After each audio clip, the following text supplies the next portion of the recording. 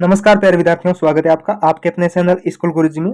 देखिएगा, अंग्रेजी विषय का पेपर सॉल्यूशन करवाने वाला हूँ कक्षा 6 का 7/2024-25 देख सकते हो आपके हाफ ईयरली एग्जाम के लिए। देख सकते हो विद्यार्थियों, आपके 100% है वो इम्पोर्टेंट होगा आपके एग्जाम के लिए, क्योंकि एकदम रियल पेपर है। सभी प्रश्नों के में आंसर है वो आपको स्टेप बाय स्टेप पूरा सॉल्यूशन करवाऊंगा। बस आपसे रिक्वेस्ट है कि अगर आप बाकी विद्यार्थियों से अच्छा स्कोर, बहुत ज़्यादा अच्छा स्कोर करना चाहते हैं, कम तैयारी से, कम मेहनत से, कम समय में, तो आप इसी वीडियो को पूरा देखिएगा, पूरा लास्ट तक जरूर देखिएगा और पूरा प्रश्न पत्र है वो याद करना है आपको।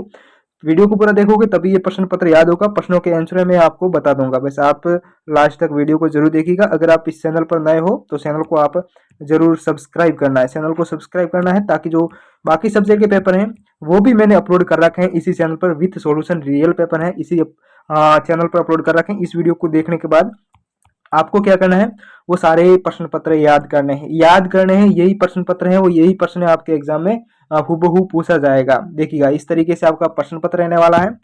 सबसे पहला प्रश्न आएगा, आपके पैसेज आएगा, छोटा सा पैसेज पूछा जाएगा, उसी को पढ़ना है और उसी में से प्रश्नों के आंसर आपको निकालना है। सबसे पहले आपको क्या करना है, 2 से 3 बार आपको पढ़ना है पैसेज को, और फिर क्या करना है, प्रश्न की तरफ चलते हैं। प्रश्नों को पढ़ना है। क्या पूछा क्या है कि what do bird always do, what do birds always do. तो ये देखिएगा, बर्ड्स ऑलवेज, इसका जो पूछा है ना, बर्ड्स ऑलवेज, या जो इसका आंसर ये हो जाएगा, birds always attract children. Okay, तो इसका आंसर ये हो जाएगा। देखिएगा, आपको पैसेज के अंदर ही इसके आंसर मिलेंगे, कहीं और देखने की जरूरत ही नहीं है आपको। दूसरा है, which are the smallest and the biggest bird, यानी इनमें से कौन सा है वो सबसे छोटा, स्मॉलेस्ट सबसे छोटा और सबसे बड़ा पक्षी कौन सा है। तो इसमें देखिएगा, आपको ध्यानपूर्वक देखना है। सबसे स्मॉलेस्ट है, देखोगा यहाँ स्मॉलेस्ट बर्ड है हमिंग, कौन सा है, हमिंग। और बिगेस्ट बर्ड है वो ऑस्ट्रिच, कौन सा है, ऑस्ट्रिच। तो स्मॉलेस्ट में आपको हमिंग बर्ड्स लिख देना है और बिगेस्ट में आपको ऑस्ट्रिच लिख देना है। बस इसी तरीके से आपको प्रश्नों के आंसर निकालने हैं। दूसरे का ये हो जाएगा, वी हैव, देखिएगा ये वाला आंसर इसका हो जाएगा। ओके, जिस तरीके से मैंने आपको बताया है उसी तरीके से आपको लिखना है। इसी पैसेज के अंदर आपको आंसर मिल जाएंगे। अगर आपको अंग्रेजी में अनुवाद करना या नहीं आता है कि किस तरीके से इसका अनुवाद करें, तो आपको क्या करना है, अगर आपको जैसे स्मॉलेस्ट दे रखा है इसमें प्रश्न के अंदर या बिगेस्ट दे रखा है, तो ये कहाँ, ये शब्द है वो पैसेज के अंदर का है। जैसे ये रहा, इसके इर्द गिर्द ही इसका आंसर मिल जाएगा आपको। ये भी एक ट्रिक है ना। अगर आपको जो शब्द पकड़ लेने हैं कि जैसे यहाँ बिगेस्ट और स्मॉलेस्ट, तो जहाँ पर स्मॉलेस्ट और बिगेस्ट शब्द आएगा उसी लाइन में इसका आंसर हो जाएगा। जैसे यहाँ ये रहा, ये पूरी लाइन इसका आंसर है। ये भी एक ट्रिक है, इस तरीके से आप देख सकते हो। बाकी अगर आप ट्रांसलेट करना आता है तो बहुत अच्छी बात है। इसी तरीके से आपको तीसरा, चौथा, पांचवा और छठा भी आप अपनी तरफ से कर लेना, ठीक है। इसमें आपको बताने की कोई जरूरत नहीं है, पैसेज के अंदर ही आंसर निकालना है, जो कि मैंने 2 पहले किए थे शुरुआत में, आपको इसी तरीके से करना है। अब दूसरा प्रश्न है, आगे वाला इंपॉर्टेंट प्रश्न है, ध्यानपूर्वक देखना है। दूसरा है, right one word for the group of word given below, यानी आपके लिए इसके लिए एक शब्द का प्रयोग करना है। जैसे the place we live in, यानी हाँ वो स्थान जहाँ हम रहते हैं, तो वो कौन सा हो जाएगा, होम, ठीक है।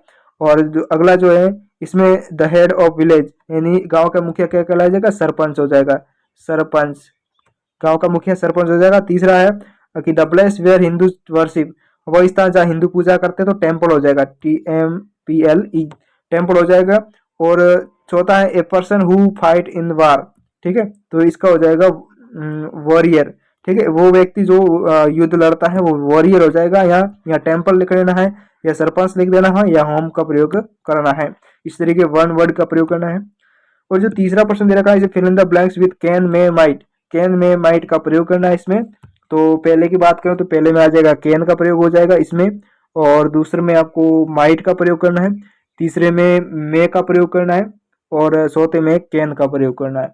समझ गए ना। आपको एक बार और बता देता हूँ, इसमें कैन का प्रयोग करना है, इसमें माइट का, इसमें मे का, और इसमें कैन का प्रयोग करना है।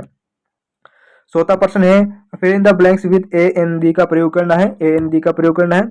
तो we are in a classroom, या ए का प्रयोग हो जाएगा, Ghoomar is the attractive dance, Ghoomar is an का प्रयोग हो जाएगा, और यहाँ भी एन का प्रयोग हो जाएगा, और यहाँ ए का प्रयोग हो जाएगा। ओके, इस तरीके से आपको स्क्रीनशॉट लेना, हर प्रश्न का आपको क्या करना है, स्क्रीनशॉट लेना है, ताकि क्या है कि बाद में आप रिवीजन करोगे तो आपके लिए आसान रहेगा। प्रश्नों को अब ढूंढोगे का, फिर वापस इस वीडियो को देखना पड़ेगा। इससे ऐसा है कि आप स्क्रीनशॉट जरूर लें।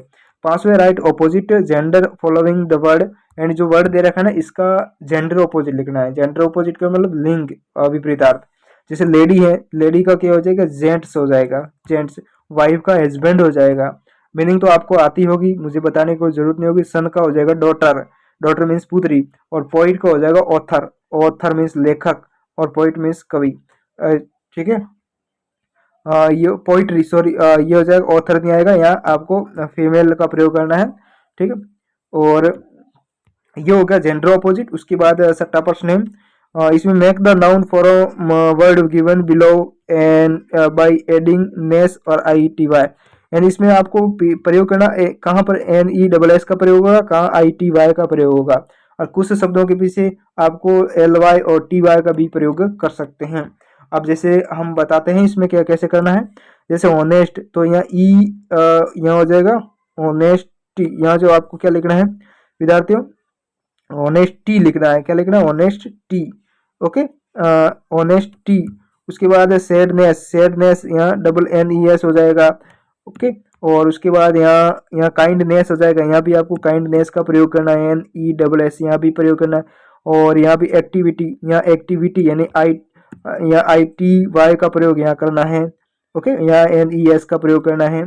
उसके बाद काल्मनेस, यहाँ भी एन डबल ई एस का प्रयोग करना है। यहाँ बेटरनेस, यहाँ भी एन ई डबल एस का प्रयोग करना है। केयरफुल्ली, यहाँ एल वाई का प्रयोग करना है। क्या करना है, एल वाई का प्रयोग करना है। ग्रेट टेस्ट, तो यहाँ ग्रेट टेस्ट का मतलब ई एस टी का प्रयोग करना है। और सेंटिविटी, यहाँ टी वाई का प्रयोग करना, आई टी वाई का प्रयोग करना। और क्रूलिटी, तो यहाँ भी टी वाई का प्रयोग करना है। ओके, बहुत आसान है, ये आप कर सकते हो अपनी तरफ से। ठीक है, तो कहाँ पर आए, एन डबल ई एस का प्रयोग होता है, एन ई डबल एस का प्रयोग होता है, कहाँ पर आई टी वाई का प्रयोग होगा। ओके, और विद्यार्थी चैनल पर नए हो तो चैनल को आप जरूर सब्सक्राइब करना है। बहुत इंपॉर्टेंट ये पेपर है, मैं सारे आपके लिए अपलोड कर देता हूँ। ऑलरेडी बाकी सब्जेक्ट अपलोड कर रखे हैं, आप इस वीडियो को देखने के बाद देखना है सभी प्रश्न के आप पेपर है वो देखने हैं आपको, exam paper. Okay, with solution मैंने अपलोड कर रखे हैं। अब 7वें प्रश्न में देखिए, इसमें आंसर द फॉलोइंग क्वेश्चन। आप इसमें जो है ये जो प्रश्न 1 2 3 4% और 5% दे रहेगा ना, ये आपके बुक है, यूनिट में से प्रश्न दिए रहेंगे ना आपकी बुक से, उसी में से प्रश्न दे रखे हैं। इसका स्क्रीनशॉट ले और फिर आप किताब अपनी पासबुक के साथ ले सकते हैं इसको याद करने में, या मैं आपको यहाँ नहीं बता पाऊंगा। ओके, यहाँ दूसरा, तीसरा, चौथा और ये 5वां, और ये लास्ट वाला सट्टा। उसके बाद स्क्रीनशॉट आप जरूर लें। इसके बाद 8वां प्रश्न है, इसमें ऑपोजिट लिखना है। ऑपोजिट इस जिस इन शब्दों के ऑपोजिट लिखने हैं, विपरीत अर्थ। ऑनेस्ट का क्या हो जाएगा, डिसऑनेस्ट। क्या लिखना, डिसऑनेस्ट। कंप्लीट का इनकम्प्लीट। मॉर्निंग का इवनिंग हो जाएगा। हैप्पी का अनहैप्पी हो जाएगा। ओके, मीनिंग आपको आती होगी, मैंने बता रहा हूँ कि ऑनेस्ट का डिसऑनेस्ट, कंप्लीट का इनकम्प्लीट, मॉर्निंग का इवनिंग और हैप्पी का अनहैप्पी। उसके बाद 9वां है, right this word in plural number. आपको बहुवचन का प्रयोग करना है। फोटोज, तो इसके पीछे एस का प्रयोग करना है। सिप, सिप का सिप ही रहेगा। बॉक्स में ई एस का प्रयोग करना है। और मैंगो में बेंगोज का प्रयोग करना है, एस का प्रयोग करना है। ओके, इस तरीके से आपको इसका बहुवचन भी आपको बनाना है इसमें। और 10वें में राइट इन इंग्लिश, आपको अंग्रेजी में स्पेलिंग लिखनी है। जैसे बहन है, बहन को सिस्टर बोलते हैं। अध्यापक को टीचर बोलते हैं। विद्यालय को हम स्कूल बोलते हैं। और कौवा को क्रो बोलते हैं। अंग्रेजी में स्पेलिंग लिखनी है आपको, और कुछ नहीं करना है। 11वां प्रश्न है, इसमें 11 में क्या है, join the following word and make a new word.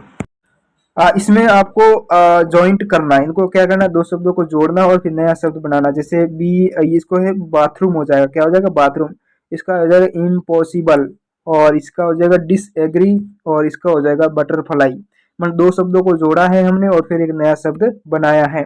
तो यहाँ बाथरूम हो जाएगा, यहाँ पर ये वाला बाथरूम, और ये इम्पॉसिबल, यहाँ डिसएग्री, और यहाँ बटरफ्लाई। हो गया ये।